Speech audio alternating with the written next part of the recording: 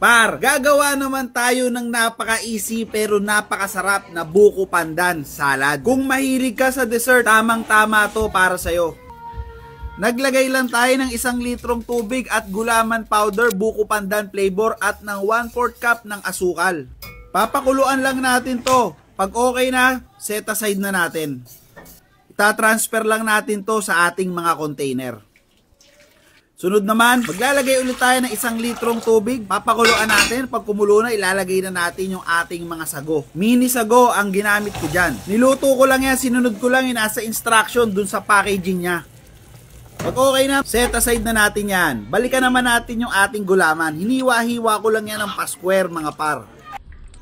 Sunod naman ito mga par. Maglalagay naman tayo dito ng all-purpose cream, condensed milk, at saka ng evap milk. Halu-haluin lang natin maigi yan mga par hanggang sa mag-well combine. Pag okay na mga par, ilalagay na natin dito yung gulaman natin, yung sago, nata de coco at yung shredded na buko natin. Naglagay din tayo dito par ng maraming cheese. Halu-halo lang natin yan maigi mga par. Finished product na tayo. Meron ka ng buko pandan salad.